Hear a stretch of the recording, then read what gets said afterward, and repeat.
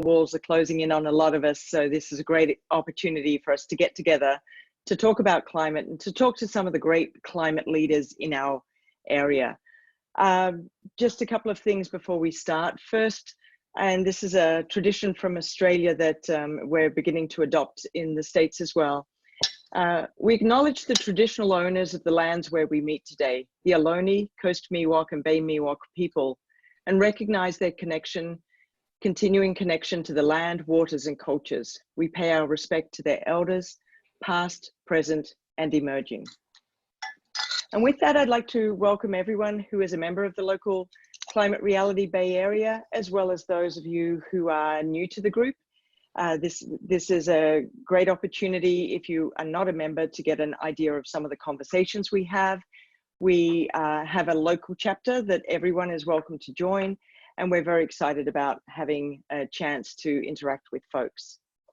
So today we've got a really great guest, but it's also a guest who is one of our own. So Bill Weihl is the founder and executive director of ClimateVoice, and we'll be sharing some information about this group that he has started and this movement that he's started recently.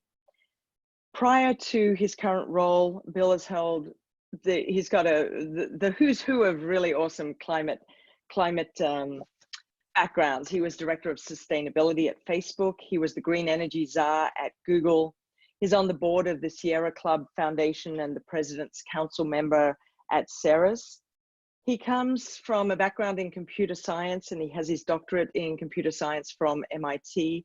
And we're very excited to have him not only as a member of our local chapter, but as a guest on our second ever evening. So we're going to be recording this. It's also streaming live on Facebook, and will be on our YouTube channel later. In the chat box, which is on the bottom right-hand corner, feel free to type in questions, and partway through the evening, we'll be calling on people, taking you off mute so you can ask Bill a question directly. But with no further ado, I would like to hand over to Bill. Thank you so much for joining us this evening. Thanks, Deborah, and it's a pleasure to be here. Thanks, folks, for taking time out of your evening. I have a few slides I'm going to walk through to sort of give a little bit of a story about what we're doing with ClimateVoice and how I hope many of you can get involved and how we can all make progress on climate. And the plan is to have lots of time for questions. I'm going to share my screen. Hopefully this will work. If I can find the right window, here we go. And hopefully you folks can all see the slide. So what I want to talk about is how we at ClimateVoice are working to empower the workforce, current and future employees, to activate companies to go all in on climate. And I'm going to say a bit more as we go about what that means. I want to start by acknowledging that these are difficult times. This graphic it represents me at 3 a.m. about 15 years ago, thinking about climate and deciding to change careers from computer science to climate and energy and sustainability. I think it's now many of us worrying about the pandemic. And if you're here tonight, probably worrying about climate a bit as well. But in a time of crisis like this, I think it's important to see hope and a path ahead. And today I'm going to talk about a strategy we can all be part of while we're all flattening the coronavirus curve to flatten the climate curve as well. And I think that metaphor that we've all, the phrase flatten the curve, I don't think I had heard until 2 months ago. It applies to climate just as it does to the pandemic, just over somewhat different timescales. We started ClimateVoice just 2 months ago, and already I would say, I'm really delighted to say we're seeing evidence of impact. This is a dark time. A lot of communities and families and companies are struggling. And I think it's important to be able to see a path to a sustainable, livable, healthy future. And that's really what I want to talk about today. I've had been really fortunate to be able to lead on this issue inside the corporate sector at both Google and Facebook.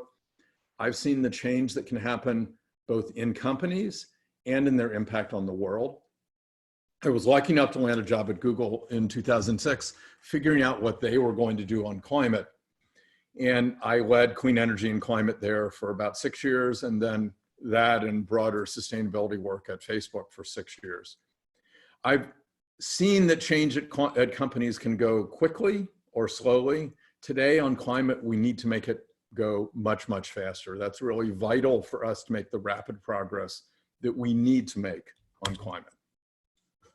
I imagine most of you work at companies, or maybe you're a student looking ahead to a long career, or maybe you're retired, but know some students or some people who work at places.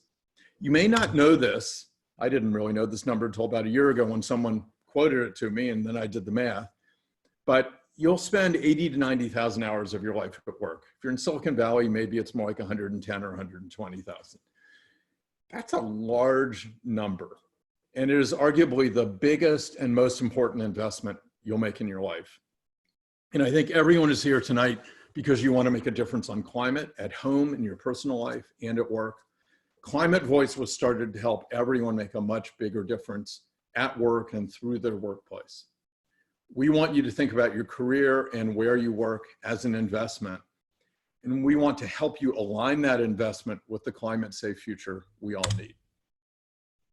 So let me spend a few minutes talking about what we need to do to address the climate emergency. And it really is an emergency. It's not a problem, it is a problem, but it's not just a problem. It's not just climate change or global warming. It really is a crisis and an emergency, a slowly unfolding one, but one that by the time it's hitting us in the face, it's going to be too late to really act. We hear a lot about moonshots, about breakthroughs, about investment, about voluntary actions, about behavior change. And I was very lucky to spend almost 13 years at Google and at Facebook working on all of those. I think, you know, I still kind of marvel at the position I was in and the people I was able to work with. We need more of all of those things. We're not going to get to net zero emissions by 2050 without some serious breakthroughs, without a lot of investment, without behavior change. But the IPCC says we need to cut emissions essentially in half in the next decade. And I think it's really important to focus not just on that 2050 net zero number, but on the 50% cut by 2030. And achieving that is not going to be mostly about moonshots or just voluntary action, whether that's companies deciding to buy clean energy or buy offsets or banks deciding to invest in clean energy.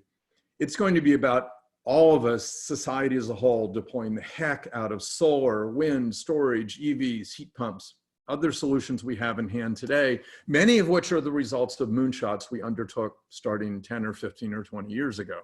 We need to actually now capitalize on all of that.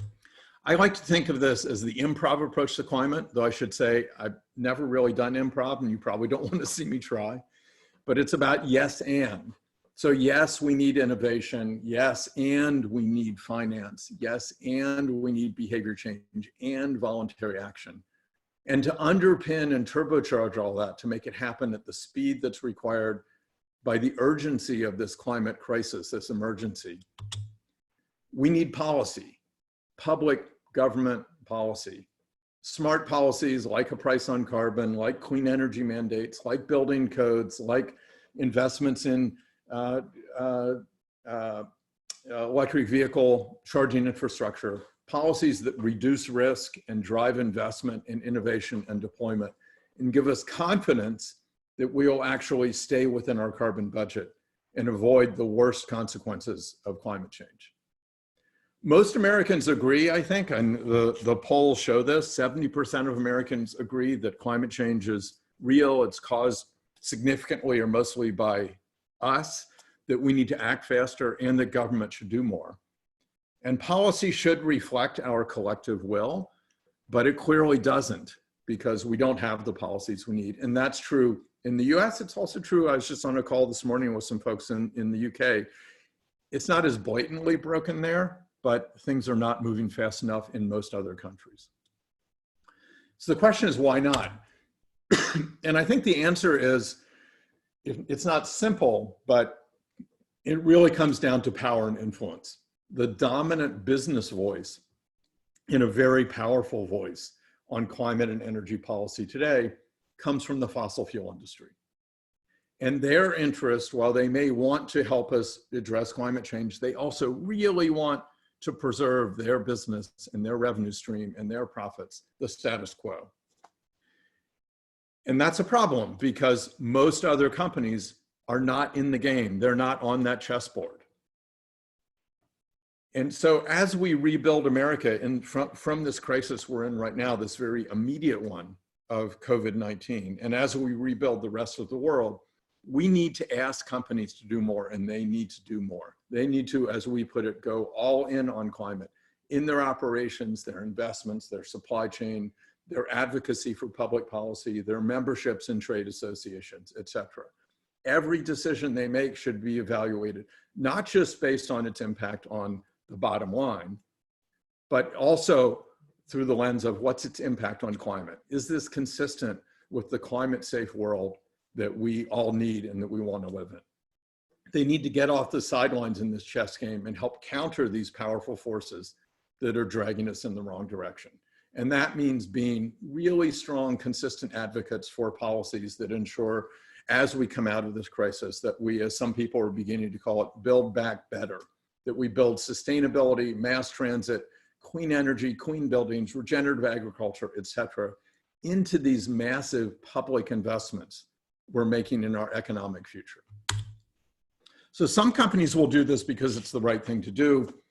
Most, I think, need to be convinced because they see risk in speaking up on an issue that is controversial, that has been politicized.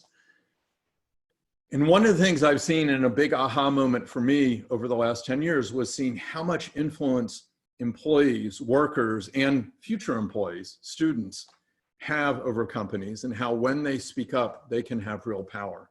We've really been inspired by what we've seen happen with the LGBT rights movement, and how employees and students sent a very clear signal to companies that it was time for them to speak up, not just to act in their own operations, but to speak up on public policy. And companies responded. They spoke up on marriage equality at the state and federal level, on the Religious Freedom Restoration Act in Indiana, the bathroom bill in North Carolina, and many other state policies. They went from being bystanders, essentially saying, we don't discriminate in our own operations, to being what in the anti-bullying world people call upstanders. We advocate for changing the system for policies that ensure equality and prevent discrimination everywhere. And employees and students made them do it. So that's why we've launched ClimateVoice. We are empowering the workforce, current and future employees, to speak up and to demand that our companies speak up and go all in on climate in everything they do, especially in public policy and all the things that affect that, but also in who they sell their products to and how they invest their big pile of cash if they have one, and so on. Companies can be, in fact, companies are a very powerful force in public policy. If they choose to speak up, they could drive much faster action on climate. This could be a real game changer, but we need to convince them to speak up. So the way we do that, we ask people to start by signing our pledge. And the first part of that pledge is to say, you will prioritize working for companies that are all in on climate. Now, the truth is today, I'm not sure I could name any company that is truly all in on climate. But there are lots of companies that are much more in than others, that are much better than others. Companies like Patagonia and IKEA and Unilever and Salesforce to some extent, and Schneider Electric and others that are really across their entire business, including public policy, looking at the impact on climate. So we want people to prioritize working for a company that is as good as they can get on climate, including in public policy. If you only have one choice of where to work, we're not suggesting you go homeless and hungry, but that should be a big factor in where you choose to work. We want people to vocalize their support for policies and to speak up and let companies know that they care. And then to mobilize, to show powers and numbers, to grow the movement, to recruit their friends. And then we continue with action to hold companies accountable, because a pledge all by itself won't mean much. But we're organizing petitions on specific policies to encourage and push companies to speak up on those policies. And we're building toolkits for students and employees to use at job fairs in job interviews, and with management inside companies. Collectively, we can make clear that continued silence is not an option. Now, I think it's important to acknowledge, look, in this tough environment, especially today as the economy is collapsing and the world is shutting down and we don't know how long this will last, now more than ever, some companies will just pursue their own narrow self-interest. They're worried about how they're going to fare as this whole situation unfolds, and they're not going to want to think about broader issues. But some increasingly see protecting the future of the planet, and really it's not just about the planet, it's about the people who live on it, see protecting that future as part of their corporate mission. And I want to give you one concrete and very recent example. Just last week, the Virginia Clean Economy Act was signed into law. That bill got support from dozens of companies in the clean energy sector, but it also got support from companies that are not in the energy business and who are not directly affected by the legislation. It's part of a state-level trend to move aggressively toward meeting carbon reduction goals. It's much like SB 100, which passed here in California a year and a half ago. It mandates 100% clean energy in Virginia by 2050.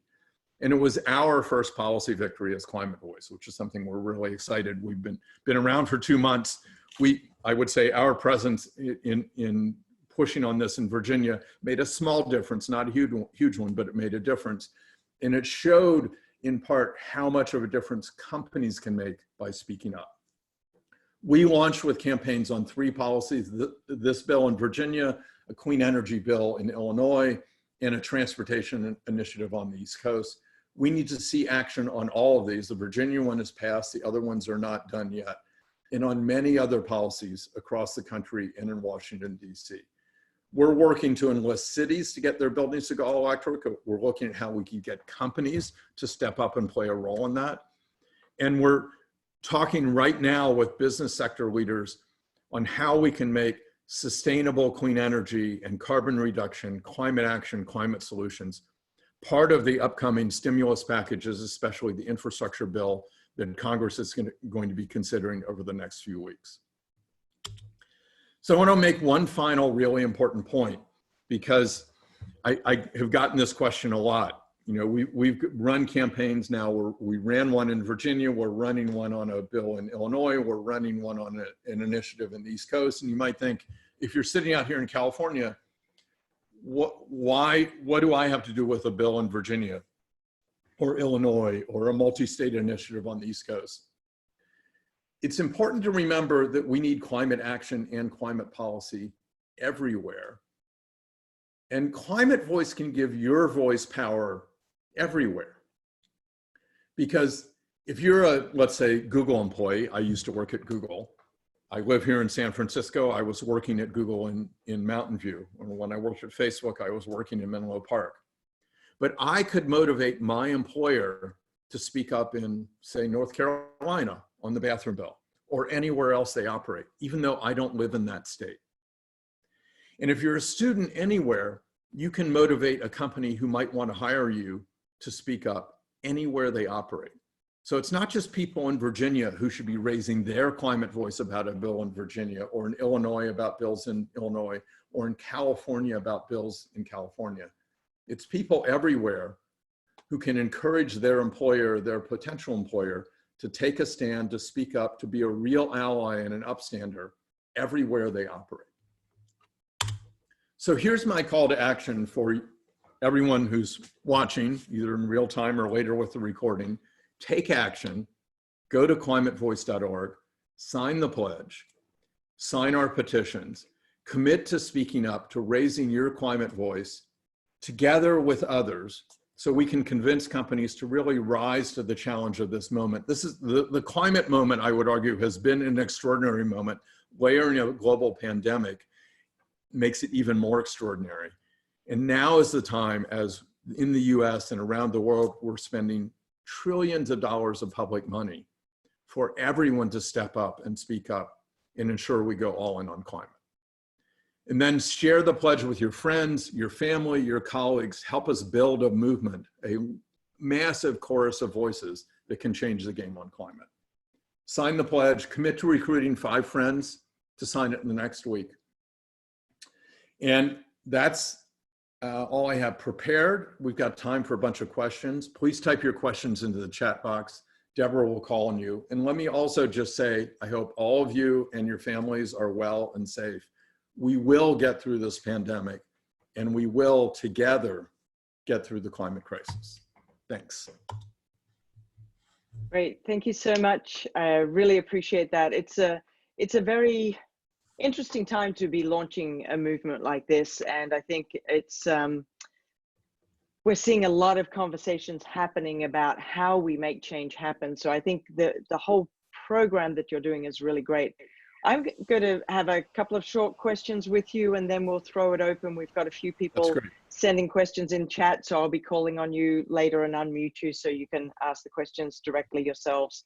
But the first thing I was wondering about, and I think has become very apparent as we've seen a lot of the bailouts happening in the last couple of weeks, is there is a massive, massive number of people employed in small and medium businesses. And it's one thing if you're in a Fortune 500 company, you may have a public affairs team, you may have lobbying dollars, you may have a voice on the Hill. For all the people who are working in smaller and medium companies, is this relevant, or should they just be working directly themselves and not even trying to get their employer involved? Every company has influence. Different companies exercise that influence in different ways. So the really big ones have big offices in Washington, D.C., and in some state capitals, and in other states they may hire contract lobbyists, and they contribute money. You know, they have their own PACs and so on. Small companies usually exercise influence more through trade associations. Those could be local or regional ones. They could be national. The American Sustainable Business Council is one trade association or one business association that is, I think, many hundreds of businesses, if not thousands at this point, who have banded together to promote an agenda around business and sustainability. It is mostly smaller businesses, not big ones. I think there are a few good-sized ones, but mostly they're smaller. That is a way for small businesses to band together with others and have real impact. And so I think it's relevant either way. Absolutely, small businesses, you know, they have less direct influence. At the same time, I would argue many of them are at greater risk than the bigger businesses that have deeper reserves of cash and so on. Because you look at a shock like we're having today with the pandemic, small businesses they don't have the reserves to ride this out for 6 months or a year or longer, God help us, right? Big businesses are much more able to adjust and do that. So they need to think about the long-term resilience and the potential impact of any kind of crisis, be that a pandemic like we're having now, or what could happen in 2 years, 5 years, 10 years, either regionally or globally as climate change accelerates. Right, absolutely. And I think it's interesting too, when you look at larger companies, they have various stakeholders. Employees are one, and the cities that they work in and the places where they have their businesses, but they also have shareholders. And when you look at everything from executive compensation to a lot of the policies that corporations enact, often they're focused on shareholder return, doing the right thing by the shareholder. And that tends to be a pretty short term, what are the earnings the next quarter? How do you help influence corporations or your own employer to think about things in a larger scale, to think about really the triple bottom line that, say, a B corporation would naturally think of? Right, so B corporations build into their governance in their basic charter triple bottom line principles. Most companies do not. That said, when companies talk about their fiduciary responsibility to shareholders, the owners, there's nothing in that notion of fiduciary responsibility that says it's a short-term view of this quarter's earnings, right? It is long-term value that they've always said they talk about, but then they get tied to the quarterly cycle on Wall Street and so on. So it was interesting last August, I think, the Business Roundtable published a new guidance on what they consider to be the purpose of corporations. For the previous 25 years, they had said basically the sole purpose of corporations was to generate value for shareholders, for the owners. That was it, which basically means earnings per share, stock price, that's all. Last August, they said, we are changing this. It's now about generating value for stakeholders, and they listed a range of stakeholders, not intended, I think, to be exclusive. And that the purpose of corporation is to generate value for the employees, for the communities where they live and work, for their customers, for their shareholders, and for other stakeholders.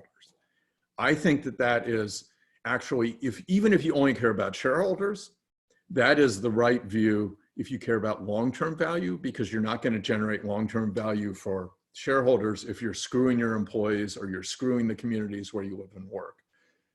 So if you take a long-term view, I think those are actually very aligned. But most companies, when they focus on shareholder value and focus on, this quarter's earnings and meeting the guidance they've given to Wall Street, it gets very hard to then, when you have some long-term thing that maybe hurts this quarter's earnings, it gets hard to make a decision that would go in that direction. So I think that it requires very intentionally thinking about what that long-term looks like. And then part of what we're trying to do, honestly, is to say, well, even if psychologically, which many of us do, you have a hard time of saying, I've got this near-term thing that might hurt my earnings. Like if I speak up and some politician retaliates, and that hurts me on taxes or some other thing that makes it hard to operate. So that's a real risk today to my business. But if I speak up, that could help the world avoid catastrophic climate change, helps avoid a systemic risk. But that's a really long-term thing. It's uncertain exactly what it's going to look like. Maybe I'll be quiet for now and avoid the certain risk and the near-term risk. We're trying to change the way companies think about that by saying, if you stay silent, there will be serious risk to your business today, because we will create reputational risk for you. We are watching, students around the country and around the world are watching, your employees are watching. So we're trying to take this long-term systemic issue and make it near-term and direct and personal for companies, so that then they can factor it in more easily into their normal thinking about what's the operational impact of doing this. Right. No, that's a great point. And I think what we're seeing happen at the moment is bringing two things to the fore. One is that we can move very quickly if we're incented to. And the other is we're seeing, I don't know if you've heard the story about the healthcare workers for aged people in Santa Monica who just sat down and said, I am not going to work if I don't have N95 protection. And so these are the least powerful people putting their foot down and saying there is a personal risk, I will not do this. And the backlash against the health care provider was so great that they very quickly turned around. I'm now going to be handing over and pulling in some other folks for questions. And the first one is Antonina, who wanted to ask about students. So Antonina, would you like to ask your question? Hey, Bill. Thank you. I want to understand how you're getting students involved and talk about their agency in this. So we are inviting students to sign our pledge and sign our petitions. We have recruited a number of students to act as ambassadors on their campuses, now virtual campuses, hopefully real campuses again someday. We had lots of events planned for, I guess it was late March and early April. Those all got canceled, in-person events. We are now figuring out how to get things organized online and how to advertise them and organize them on various campuses. I'm speaking to a group of Harvard Business School students next week.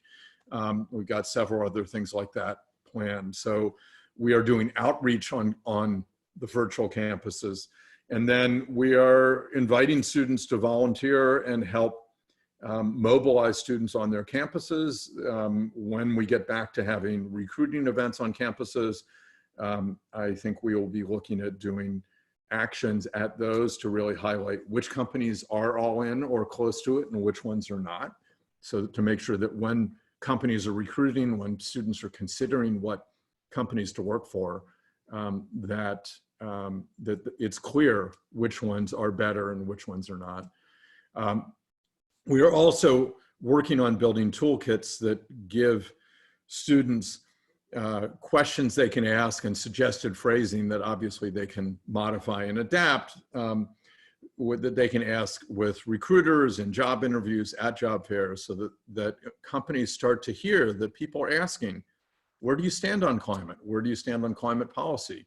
You know, you have a plant in Illinois. Where do you stand on this bill in Illinois?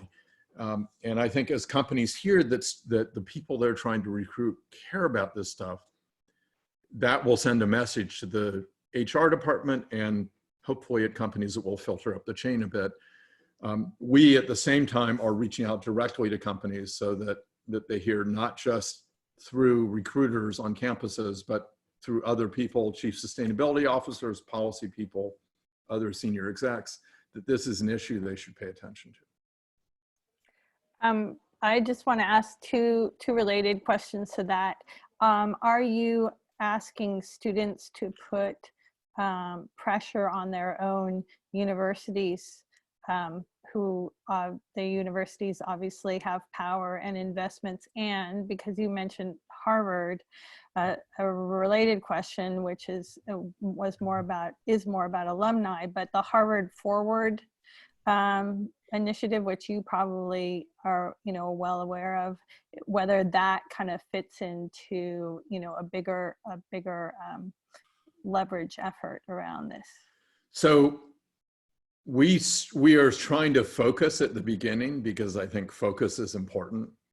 And I think if we ask people to do too many different things, then no one of them will do all of them, and then we don't get as many people on any of them.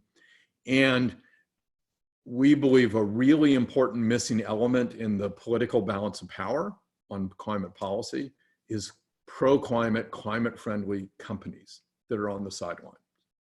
And that's what we're trying to change. So there are many, this gets back to my point about improv. It's not that this is the only thing. There are many other things that companies should be doing. There are many things that universities should be doing. Their endowments should be out of fossil fuels and into climate solutions.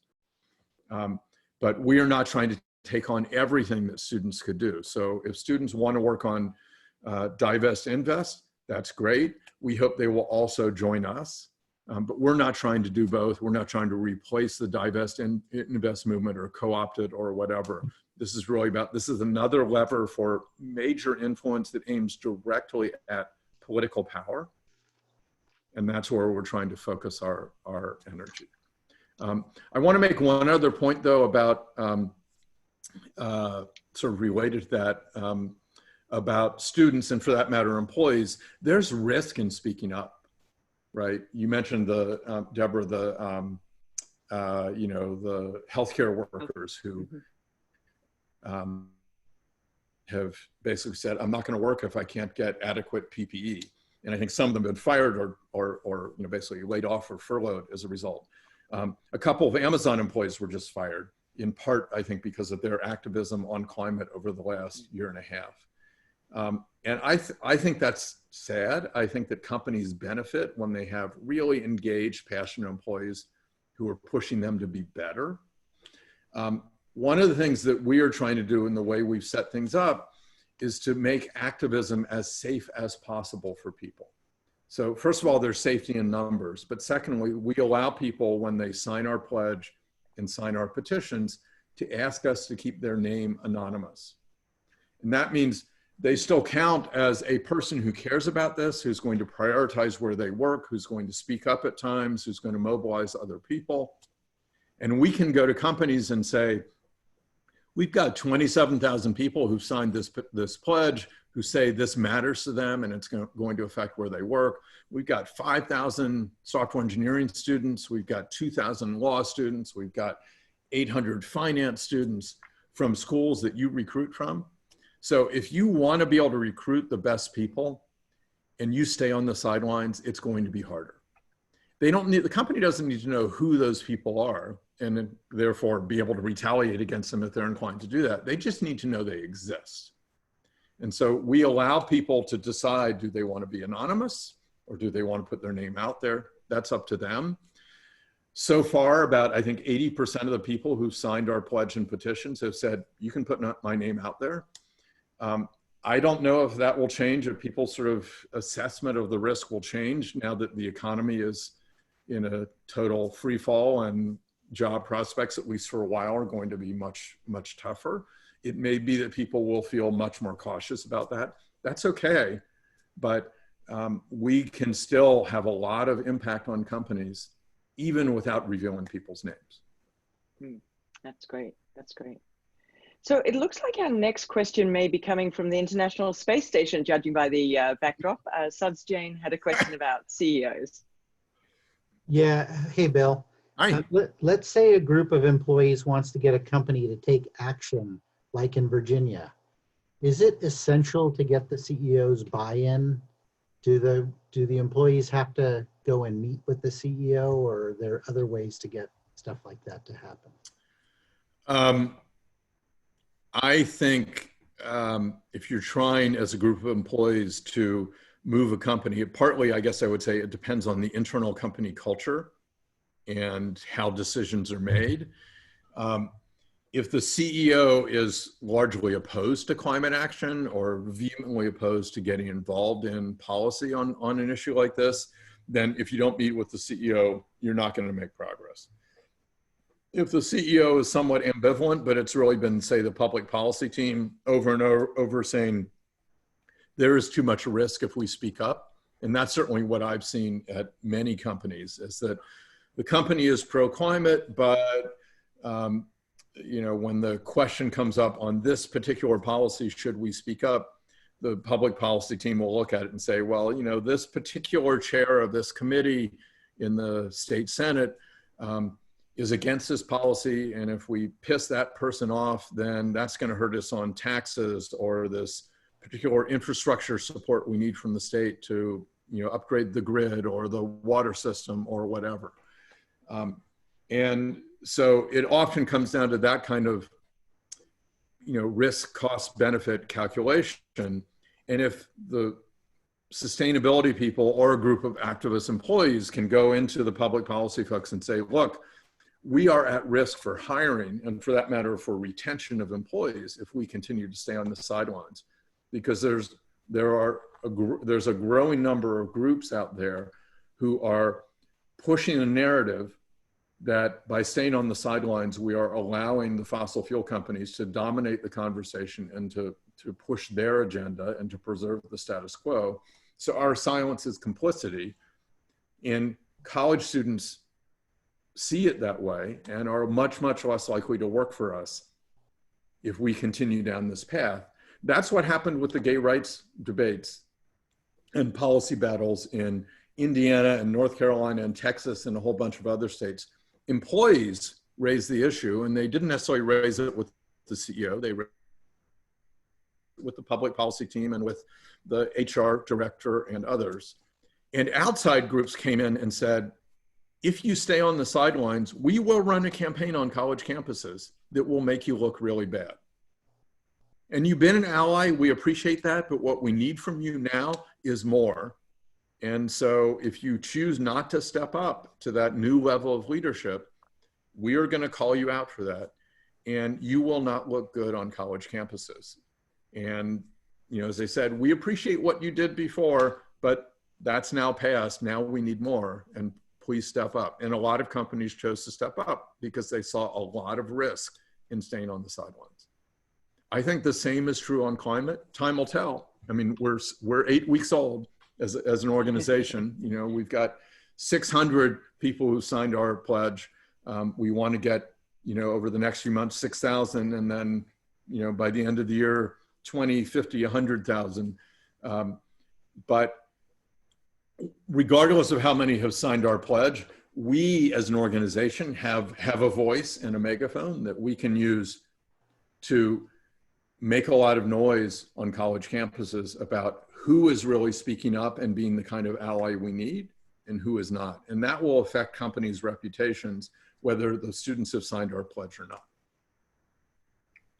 So I think employees, it depends on the company, but yes, I mean, you know, they should meet with the director or VP or whatever of government affairs. They should meet with the director of HR, because this is a recruiting and retention issue.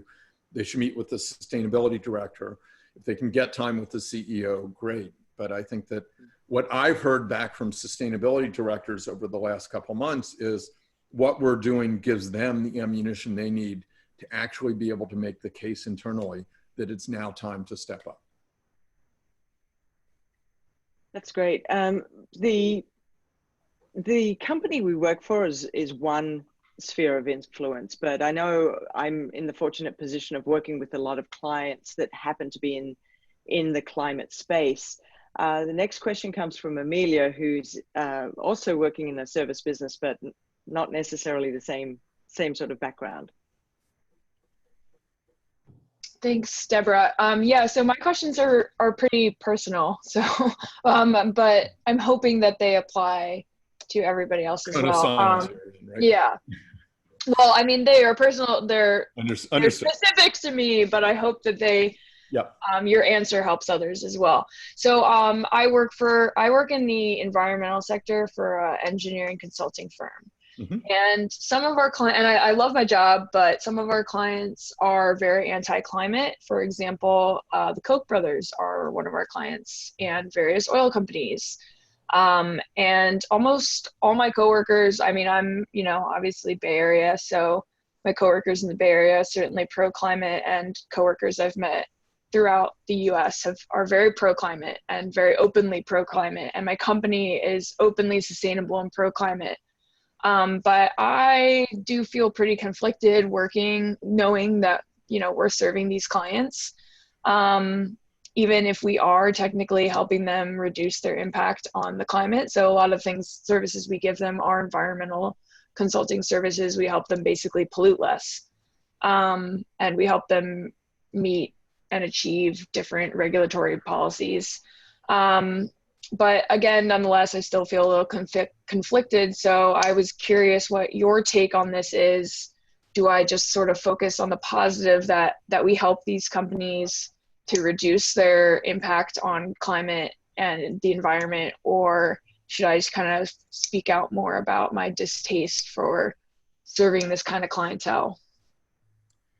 Yeah, those are tough. And any company, most companies, I think, especially over the last 40 years, have said, basically, we serve everybody. We have a product, a service, we'll sell it to almost anybody.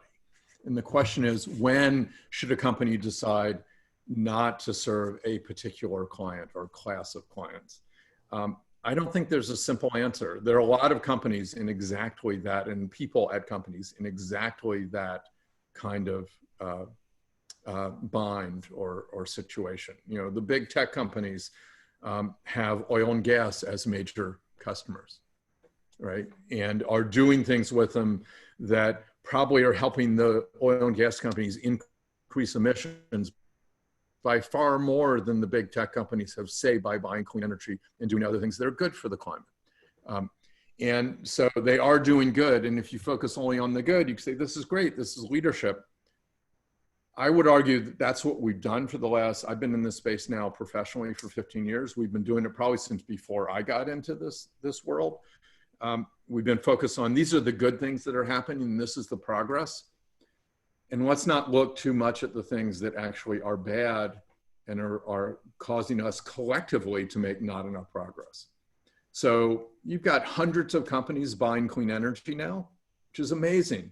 And I feel very proud to have worked on that for the last 15 years. You also have some of those same companies helping oil and gas companies extract more oil and gas more quickly and more cheaply. And when you add all this together, emissions are still rising. And in the end, the only thing that matters is how much greenhouse gases are we putting into the atmosphere every year? What's the cumulative amount that's sitting there, the concentration, and what is that doing to temperature and ocean acidification and other things? And the way our current system is working with people focusing on the good things that they're doing and still allowing the bad things to happen, we're all hurtling off the cliff together. And so I would, in your situation, certainly try to speak up and push. I think that's a question that every company should be asking. If the company truly is pro-climate and is all in, they should be asking, is the work we're doing for the Koch brothers consistent with the climate safe future we want and need to have, where warming is limited to 1.5 degrees? And one argument would be, well, we're helping them be more efficient. We're helping them pollute a bit less. Sure. A different argument would be, you're helping them meet regulatory requirements so that they actually can then, and by having more help, maybe they can actually operate more efficiently, which means they can put more of their effort into drilling and extracting. And the result is more oil and gas get extracted and burned. It's certainly not helping them really reduce the amount of oil and gas that's extracted and burned. And that is almost, their direct emissions are pretty small. Almost all of the emissions they're responsible for are what people would call scope 3, the downstream emissions from burning their product. So I think if a company is going to be all in, it needs to be asking, how are my products used? Who is using them? And is that use consistent with the future we want to have? And I know that employees at Google and Amazon and Microsoft are asking those questions about the AI and cloud computing contracts those companies have with oil and gas companies. I know that employees at companies like GE are beginning to ask those questions about the equipment that GE sells, not so much in the US anymore, but they sell overseas to drive new development of new coal-fired power plants. That it's great for a company to have good things it does, but if it is also marketing its services in a way that is continuing to increase emissions or certainly keep them from being reduced, that's a big problem. So it's hard, but I think at a certain point, we are hitting the point where this is enough of an emergency, and where I would say we have hit that point. That if we're going to go all in individually and as companies who care about the climate, then it's time to start drawing some lines and saying, we can't help the companies that are producing the products that are polluting the atmosphere. And especially the companies that are not only doing that, but have been at the forefront of climate denial and delay for decades. The continuing to help them it's complicity. That's such a great word. We've got about 10 minutes or so less and 3 to 4 questions left. So I'm going to hand it over to Alice, who has a question less about ClimateVoice and more about what you're doing in terms of starting a movement. Thanks so much, Deborah, and thanks, Bill, to the leadership you've shown us in starting ClimateVoice. So my question was, and there's a small group of us, to let you know, starting on this idea of developing a massive WPA type scale infrastructure and workforce education training program to in concert with the restart of the economy and hopefully getting stimulus dollars behind it, to create a public building and affordable housing decarbonization program. So really tying economic stimulus and where, businesses can find their bottom dollar, as well as, sort of merging that with the urgency of climate and bringing the building sector to zero. And we know that, as our grids become cleaner, obviously in California, we're a little bit ahead of the curve, but as grids do, through rolling portfolio standards, create a cleaner grid and 100% renewable clean energy is, the norm, the carbon footprint from the building sector will be what is the remaining natural gas use. So we've got to start that now before we continue to, at this very moment, right, replace gas equipment with, maybe a little bit more efficient gas equipment, and in another 10 or 15 years have stranded assets. So how can we join forces, and I'm working with a couple of other little groups, and including climate reality project leadership, and put together some program that we can bring forth to both state governments as well as the federal government to try and get something going. Because before we know it, fossil fuel industry will just jump in there, right? Just like SoCalGas has already, to Right. sort of prevent, they've acted to prevent things like REACH codes, to prevent the decarbonization of our buildings. So how can we work together, and how can we bring together other external partnerships? I would love to follow up with you directly about that. I mean, I'm involved in the Climate Reality Project Bay Area chapter's policy action team. One of our big priorities is now building electrification as a chapter. I'm also on the board of Sierra Club Foundation, and Sierra Club is heavily involved in the building electrification movement. We at ClimateVoice are looking at how we could potentially collaborate with the various groups working on that. And in particular, what we are good at and getting better and stronger at every day is mobilizing the pro-climate companies to support things like that. And I think now we are at a tipping point, on a very early tipping point, but nevertheless, I think a tipping point on building electrification, where there are now enough proof points where the technology is much better than it was 5 or 10 years ago, and affordable. I see Wei Tai on the screen, and I know he went through a major project, maybe actually not that major, but he electrified everything in his house. I know a number of other people who've done that as well. Now is the time to put in place REACH codes and other local or state ordinances that basically insist on all new construction being all electric, and to begin to put in place the policies and the infrastructure needed to actually start doing the retrofits.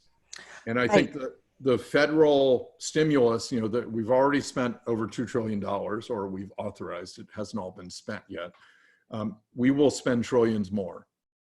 And we can spend that wisely to build what we need to have, and to build, we need to rebuild. We can rebuild better than we were, or we can build the same old crap that we had. I heard a quote from I think Florida Congresswoman recently, who said, after we have a big hurricane and lots of things are destroyed, we don't just build them back the way they were, we build them back better, because we know better what is needed to withstand hurricanes. Well, we know better now what's needed to prevent climate change, or to prevent catastrophic climate change. And that means electrify buildings. That's one of the things it means. So now is the time to start putting those REACH codes and other things in place. But that requires political power and influence. And ClimateVoice, my hope is we can mobilize companies, including the ones who've already started building their own all-electric buildings, that we can help mobilize companies to be allies in that fight. Terrific. Okay, so then ClimateVoice, part of the mission is, or strategy that you use to engage not only bringing external stakeholders to the table to support policy or legislation, but to actually develop it in concert with either senators, or at either state or federal level? Our focus so far, and this is partly because we are a young, small organization, our focus so far has been working to mobilize companies to support policies that have been put on the table. We are not the ones putting the policies on the table. I think we are happy certainly to weigh in as policies are being developed, and to talk about, is this a policy that we think we could potentially get companies to support? But our primary role at the moment is getting companies mobilized behind policies that others are putting forward. Got it. Okay, so let's connect afterwards. Thanks. Great. And I did put Alice's information in the general chat for others who do want to follow up. We'll try and squeeze 2 more in, Wei Tai, then Mary Ruth, but I know we're close to the top of the hour, so fire away. Okay, great talk, Bill. Thank you for the great ideas. I have a quick question. Maybe there's a quick answer, and that is, how did you come up with this idea of ClimateVoice and to launch it this year? I know you've been thinking about it for a while. What got you to do this in the first place? I mean, I like to think of myself as a systems thinker. I think many of us do. I would say that the sort of boundaries of the system that I think about have expanded over the years as I've learned more about climate, and I've come to understand the vital role that policy plays. And then over the last, I'd say 5 years, as I've really come to understand better some of the reasons why we're stuck on policy and not making the progress that we need to make. And at Google and at Facebook, I worked with a lot of NGOs on various things like RE100 and REBA and other initiatives, where the NGOs all had the goal of, let's get companies to do this work internally, and then they will step up on policy. And mostly the companies never did. And it was clear that if they did, and when they do, because they do, some do sometimes, that when they do, it makes a difference.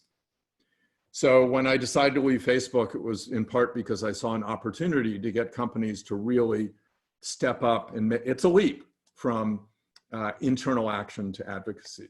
But that was what I thought we could do. And I was inspired by how I saw groups like the Human Rights Campaign, the HRC,